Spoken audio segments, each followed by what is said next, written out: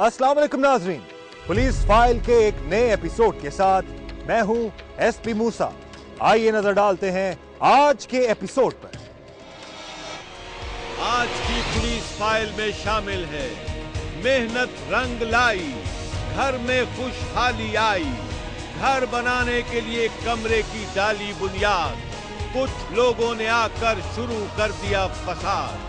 कायदाबाद से आया अहमद खान की जायदाद के तनाजे का केस। एक रात में था अमीर बनने का ख्वाब, तरक्की के लिए किया गलत रास्ते का इंतखाब। देखिए मेरी कहानी में जर, जन और जमीन हमेशा से ही इंसानों के दरमियान फसाद और लड़ाई झगड़े का बाइस रहे हैं।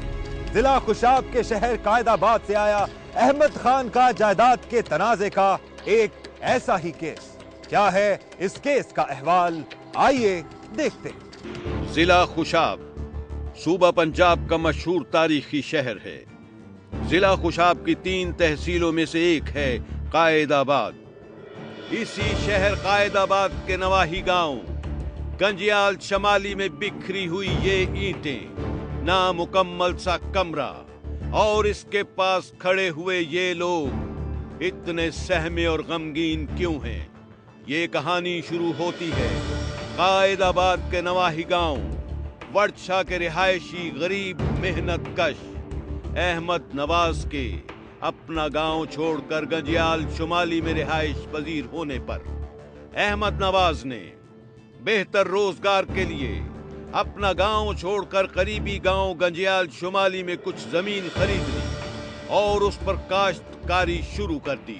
अहमद नवाज अपने खानदान समेत गंजियाल शुमाली में रिहाइश पजीर हो गया और सारे खानदान ने अपनी खरीदी हुई जरखेज जमीन पर मेहनत शुरू कर दी।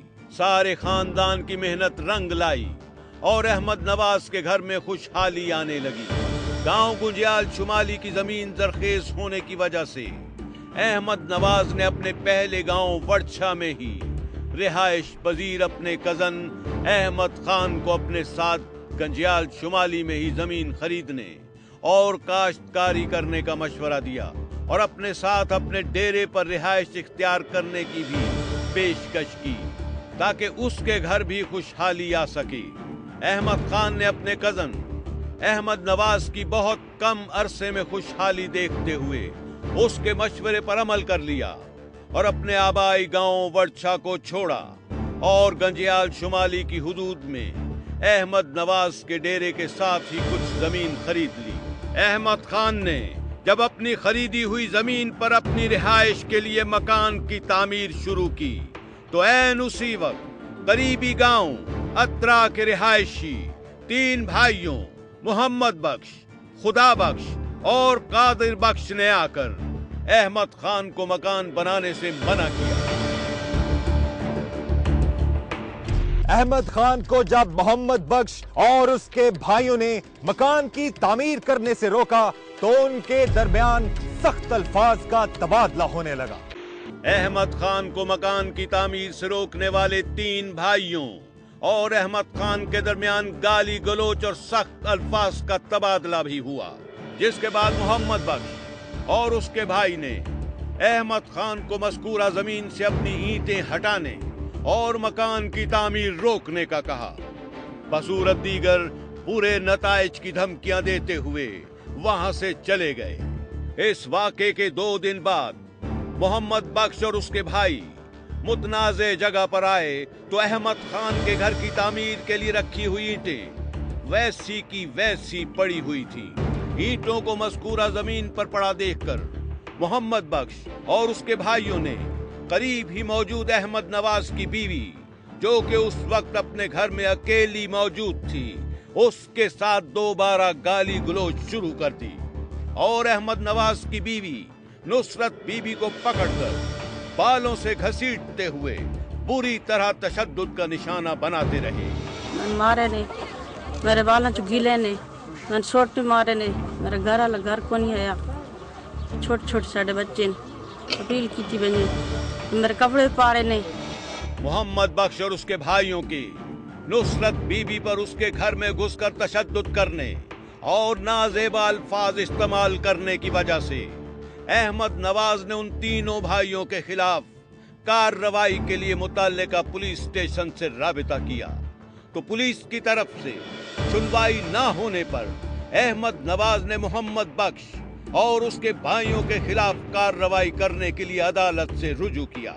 तो मुअज़्ज़ज़ अदालत के हुक्म पर पुलिस थाना कायदाबाद ने अहमद नवाज की मुद्दत में मोहम्मद बख्श और उसके भाइयों के खिलाफ मुकदमा दर्ज कर लिया।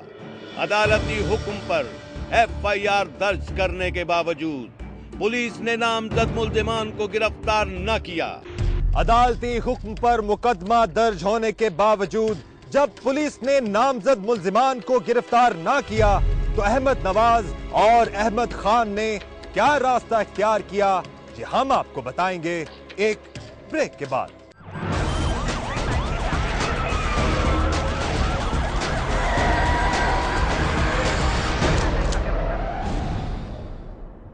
पुलिस की तरफ से दाद रसी ना होने पर अहमद खान और अहमद नवाज ने मुतनाज़िर जमीन पर मकान की तामीर करने का फैसला कर लिया। मुअर्रखा 2 दिसंबर 2012 को अहमद खान ने अपने कजन अहमद नवाज और दीगर रिश्तेदारों के साथ अपने घर की तामीर शुरू कर दी। अहमद खान के घर का तामीराती काम जारी था कि अचानक वहां फायरिंग शुरू हो गई। मैंने जनाब इतनी अंधाधुंध फायरिंग की थी, यानी कि जिस तरह दहशतगर्द कर दें। अंधाधुंध फायरिंग की वजह से मोहम्मद बख्श की बंदूक से निकलने वाली एक गोली मौके पर मौजूद अहमद खान के 14 साला बेटे अदनान के पेट में पेवस्त हो गई। अदनान को गोली लगते ही चीखों पुकार शुरू हो गई। अदनान को गोली लगने के बाद जब मोहम्मद बख्श और उसके भाई मौके से फरार होने लगे तो भगदड़ में फायरिंग की जद में आकर अहमद खान के पड़ोसियों की 10 साला बच्ची भी उनकी गोली का शिकार हो गई। और अंधाधुंध फायरिंग हुई। असे मेरे पितरेर और अस सारे जरा तो मकान बना रहे सन और इतनी अंधाधुंध फायरिंग हुई कि साढ़े पड़ोस वाले उन्होंने बच्ची भी जरा था जख्मी हो गई। मोहम्मद बख्श और उसके भाइयों की गोलियों का शिकार होकर अहमद खान का 14 साला बेटा अदनान मौके पर ही जान बहक हो गया।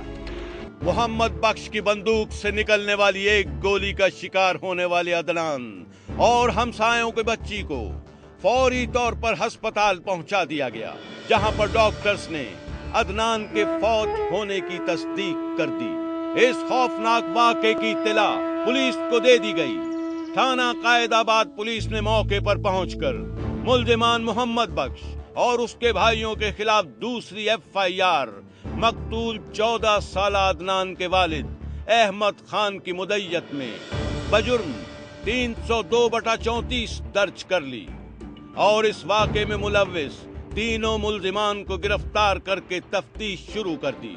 14 साला अदनान के कत्ल के इस केस में नामजद मुल्जिम मोहम्मद बख्श ने पुलिस फाइल टीम से बात करते हुए कहा, वैदा जी रकबा खसना चाहते हैं, बिच मकान पाना चाहते हैं पलटी। मैं बकरियां छेड़ुआ उत्थों मैं आया डिठा उन्होंने आदमियों अपने अपने त्रीजें ते टोली बने हुए। मैं आया तो उन्होंने मैं अलाक किया, उन्होंने अगो हवाई फायर मैं भी किया, उन्हें किया, उन्होंने त्रीजें तो मेरे उत्ते फायर आते रहे।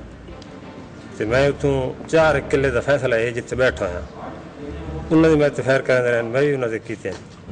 बस उस बच्चन लग गई तक। जायदाद के तनाजे पर कत्ल होने वाले 14 साला अदनान के कत्ल में मुलव्विस मुल्जिमान कादिर बख्श और खुदा बख्श का क्या कहना है, ये हम आपको बताएंगे एक ब्रेक के बाद।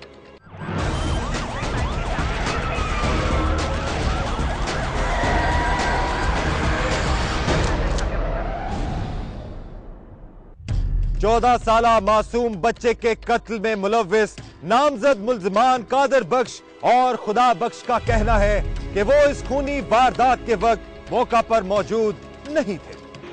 अहमद खान के 14 साला बेटे अदनान के कत्ल के केस में मुलव्विस दूसरे नामजद मुल्जिम कादिर बख्श ने अपना मौक़िफ़ बयान करते हुए कहा, जिस टाइम वकूआ होया ਉਹਨਾਂ ਨਾਲ ਸਾਡਾ ਤਨਾਜ਼ਾ ਚੱਲਦਾ ਪਿਆ ਰਕਬੇ ਦਾ। ਇਹ ਫੌਜੀ ਮੁਹੰਮਦ ਬਾਗ ਜਿਹੜਾ ਭਾਈ ਮੇਰਾ ਵੱਡਾ, ये उत्थे आई अस मौजूद, मैं उत्थे कोई मौजूद ना।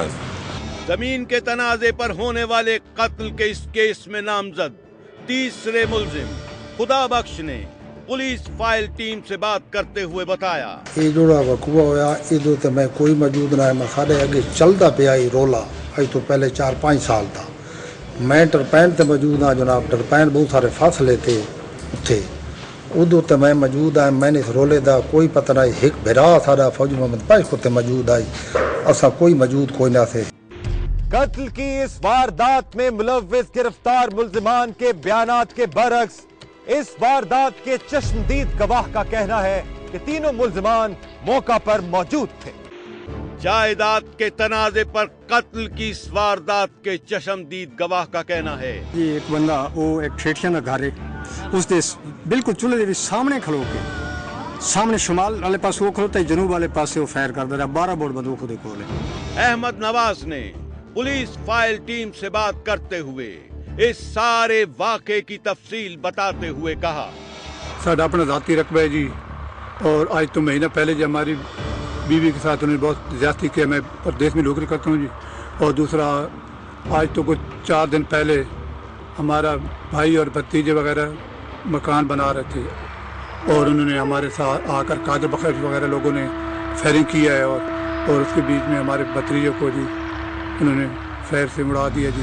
जबकि मकतूल अदनान की बहन ने आला हुक्काम से इंसाफ की अपील करते हुए कहा, साड़ी अपनी जाए जी उन्हें साढ़े भाई नु बेगुनाह कत्ल किया जी। मैं हुकूमत पंजाब नु अपील करनी है कि उन साढ़े मुजरिमां नु सख्त तो सख्त मौत सजा दी जाए।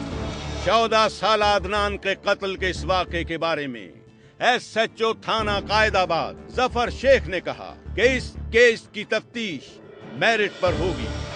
दोनों पार्टियों की काफी अरसा से आपस में चपकलस चल रही थी। लड़ाई के दौरान एक बच्चे को फायर लग गया, वो मौके पर ही उसकी डेथ हो गई है। 3 आदमियों के खिलाफ उन्होंने पर्चा दर्ज करवाया है। आदमियों को हमने गिरफ्तार कर लिया है और मेरिट पे तफ्तीश कर रहे हैं। इंशाल्लाह जो भी नतीजा हुआ मेरिट पे यकसू की जाएगी तफ्तीश। आखिर कब तक हम जमीन जायदाद जैसी मादी चीजों को बेशकीमत इंसानी जिंदगियों पर फोकियत देते रहेंगे? अगर पुलिस बर वक्त कार्रवाई करती तो शायद ये वाकया पेश न आता। SP मूसा अपील करता है DPO खुशाब से कि अदनान के कत्ल की शफाफ तहकीकात करवा के तमाम मुल्जिमान को सख्त से सख्त सजा दिलवाई जाए, ताकि फिर कोई किसी भी हाल में इंसानी जान को खत्म करने की जुर्रत न कर सके। ब्रेक के बाद देखिए, एक रात में था अमीर बनने का ख्वाब, तरक्की के लिए किया गलत रास्ते का इंतखाब। देखिए मेरी कहानी में ये जो जेल है ना,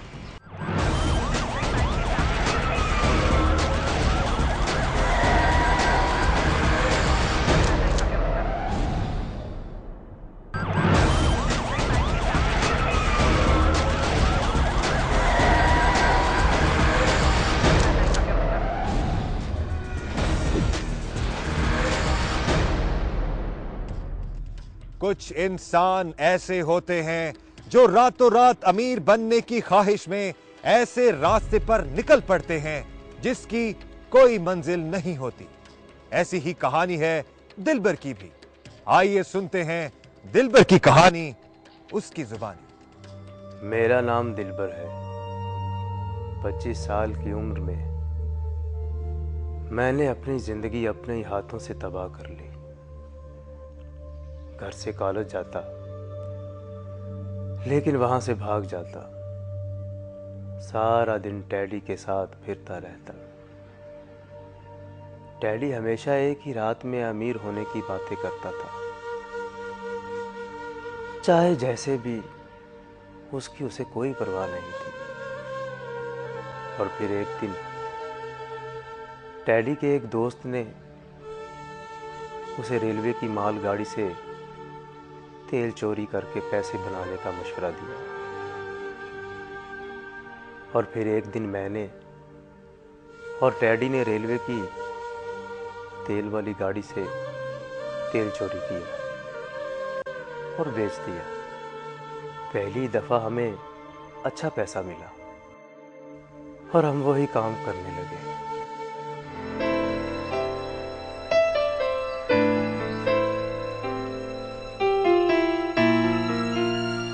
हाँ, क्या बना? ये ले, अच्छी दिहाड़ी लग गई आज। अब तू देखना, एक दिन हम इस काम के बेताज बादशाह बन जाएंगे। वो तो ठीक है, लेकिन शेख पतू ने याद है क्या कहा था? क्या कहा था? उसने कहा था कि गाड़ी से तेल चोरी करने वाला सबसे बड़ा गिरोह हैदर का है, उससे बचना। गाड़ी क्या हैदर के बाप की है? सरकार की है। जहां से वो चोरी करता है हमने भी की, तो क्या बुरा कर दिया? मुझे लगता है हमें होशियार रहना चाहिए। देख भाई, हमने ये काम कौन सा सदा करना है, बस कुछ ही दिनों की बात है। जैसे ही माल आएगा हम लोग ये काम तो क्या, ये शहर ही छोड़कर चले जाएंगे। ठीक है जनाब, जैसे आपकी मर्जी। चल मेरा भाई, अब जाके मोटरसाइकिल खरीदते हैं। बचपन का शौक था यार, आज पूरा होने जा रहा है। टैडी अनजान खिलाड़ी था। हम जो तेल चोरी करते वो सस्ते में बेच देते, जबकि हमें उसके अच्छे पैसे मिल सकते थे।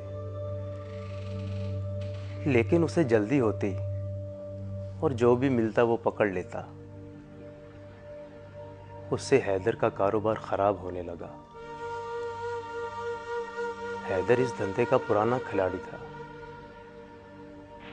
उसने अपने लोगों को पता करने पर लगा दिया कि मार्केट में और कौन है जो ये काम कर रहा है, और उसके आदमी हम तक पहुंच ही गए।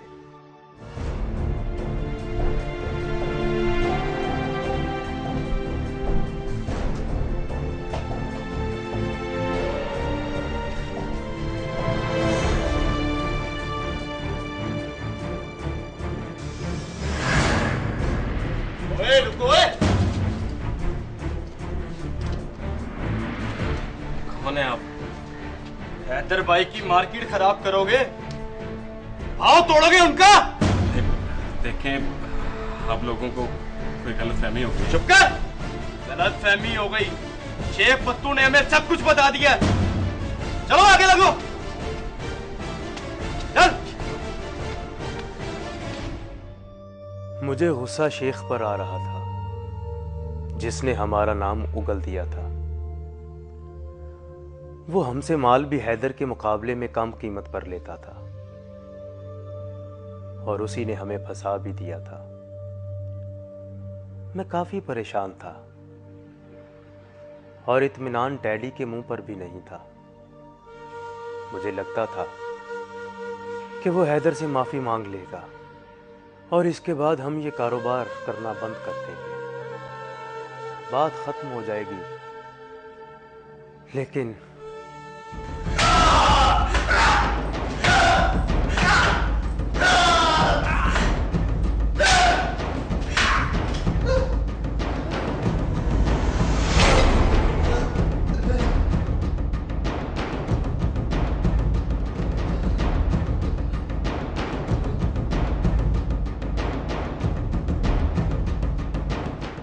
तबीयत साफ हुई न कि अभी और करनी है? मेरे ख्याल से भाई इतना ही काफी है। आइंदा ये ऐसे नहीं करेंगे।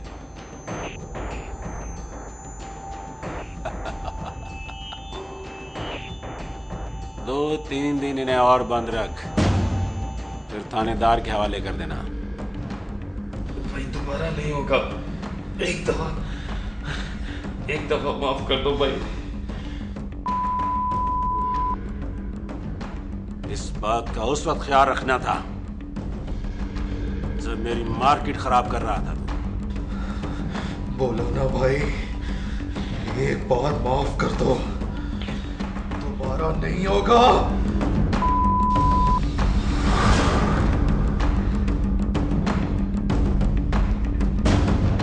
लगता है तेरे खून में बहुत गर्मी है। मेरी तबीयत अभी पूरी तरह से ठीक नहीं हुई, फिक्र ना कर, थाने जाकर वो भी ठीक हो जाएगी। मेरे साथ जो चाहे कर लो भाई, लेकिन इसे जाने लो, ये मेरे साथ नहीं था। बकवास न कर।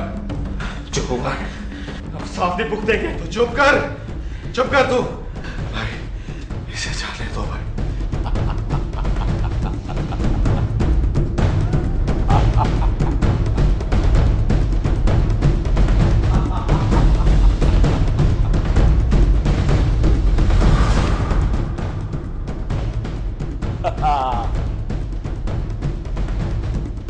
लगता है बहुत याराना है।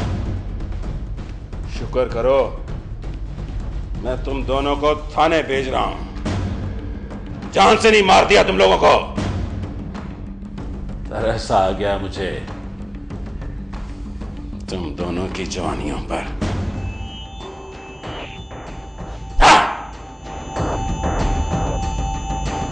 क्या थाने जाने के बाद दिलबर और टेडी ने जुर्म से तौबा कर ली?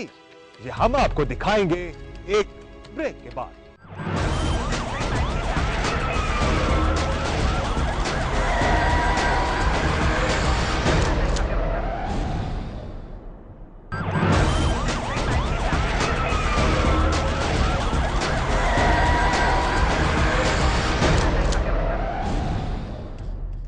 थाने जाने के बाद दिलबर और टैडी ने क्या जुर्म की दुनिया को छोड़ दिया? आइए देखते हैं। हैदर ने हमें थानेदार के हवाले कर दिया। उसने भी हमें खूब मारा और चोरी के मुकदमे में हमें अंदर कर दिया। घर वालों ने हमसे राब्ता खत्म कर दिया। 7 साल की सजा काटने के बाद जब हम बाहर आए तो बहुत कुछ बदल चुका था। हैदर भाई अब छोटा मोटा चोर नहीं रहा था, बल्कि उसके हाथ बहुत लंबे हो गए थे।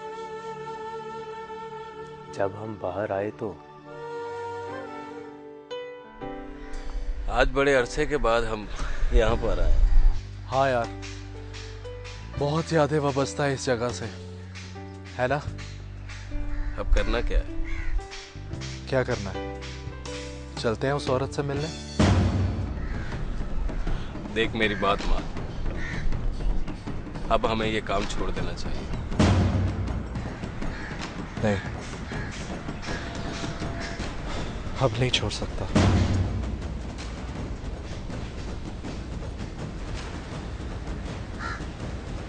7 साल, पूरे 7 साल गिन गिन के गुजारे हैं मैंने।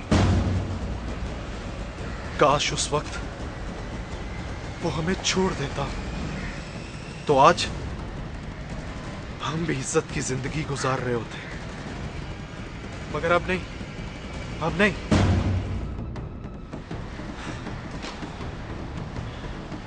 लेकिन तू जिस औरत की जेल से स्ट्रिप लेके आया, हम उस पर एतबार कैसे कर सकते हैं? हमारे पास कोई और वजह नहीं उस पर एतबार ना करने की। वो हैदर के खिलाफ क्यों? वजीर ने मुझे इसके बारे में नहीं बताया, बस एक बार बात पे भाई, आज मिलूंगा तो पता चल जाएगा। देखना यार, हम कहीं फिर से नए जाल में न फंस जाए। अब नहीं, अब नहीं। ये जो जेल है ना, ये ट्रेनिंग सेंटर है जुर्म करने का, समझा? ये तो पिस्टल किससे लेके आया? उसी औरत ने भिजवाई है। मुझे और टैडी को इश्तियाक था उस औरत से मिलने का।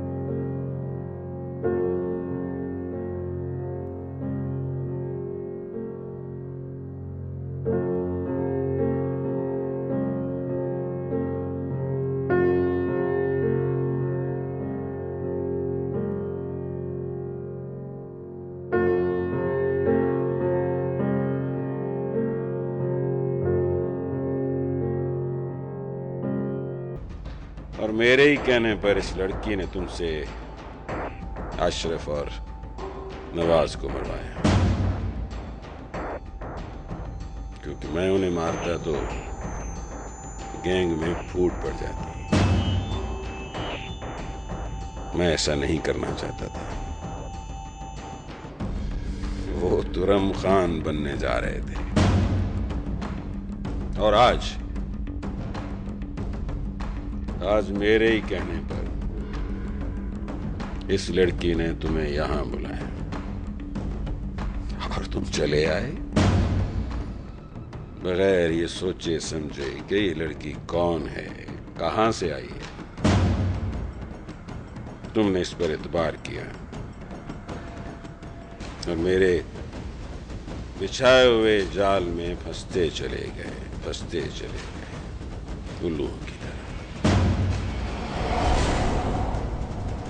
फिर आज भुगतो इस अंधे एतबार की सजा।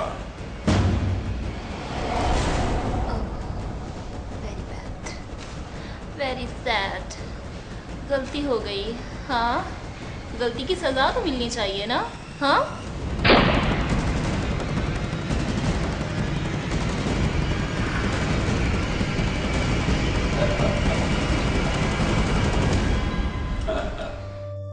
मुझे इस खबर का 2 दिन बाद जाकर पता चला। मेरे सर पर अपने दोस्त की मौत के इंतकाम का भूत सवार हो गया। 6 माह तक मैंने अपने आप को उन लोगों से छुपाए रखा। 6 माह बाद मैं बाहर निकला और भूखे शेर की तरह उन पर झपट पड़ा। दिन ब दिन खूबसूरत होती जा रही हो। मुझे पता।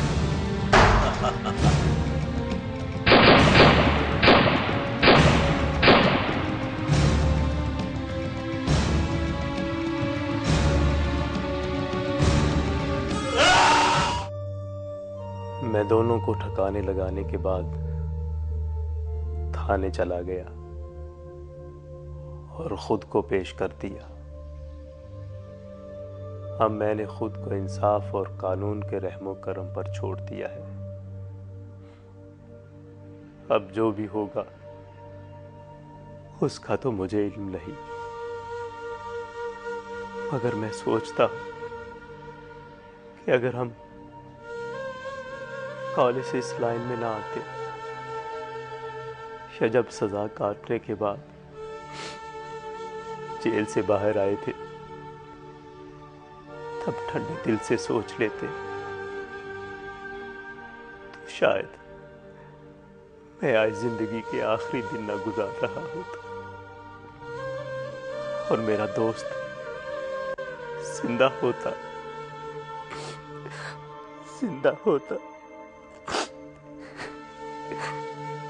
दिलबर और टैडी जैसे न जाने कितने ही नौजवान हादसाती तौर पर जुर्म के रास्ते पर निकल पड़ते हैं और इस दलदल में धंसते ही चले जाते हैं और फिर उनका अंजाम तबाही और बर्बादी के सिवा कुछ नहीं होता। जिंदगी में शॉर्टकट की बजाय मेहनत पर यकीन रखें, क्योंकि मेहनत कभी रायगान नहीं जाती। अगर आपके साथ भी हुई है कोई नाइंसाफी या आप गवाह है किसी भी जुर्म के, तो खामोश मत रहिए, बोलिए, अपनी कहानी सुनाएं, एसपी मूसा को बताएं। हमें एसएमएस करें, पीएफ लिखकर स्पेस दें, अपना पैगाम लिखें और 3031 पर हमें भेज दें या हमें ईमेल करें। हमारा एड्रेस है policeFile@dunianews.tv। आप हमें खत भी लिख सकते हैं। हमारा पता है program police file, PO box number 500 Lahore. आप हमें फेसबुक पर भी ज्वाइन कर सकते हैं। हमारा एड्रेस है facebook.com/पुलिसफाइल। खुश रहें, महफूज रहें। आपसे मुलाकात होगी पुलिस फाइल के अगले प्रोग्राम में। तब तक एसपी मूसा और उसकी इन्वेस्टिगेशन टीम को इजाजत दीजिए। अल्लाह हाफिज।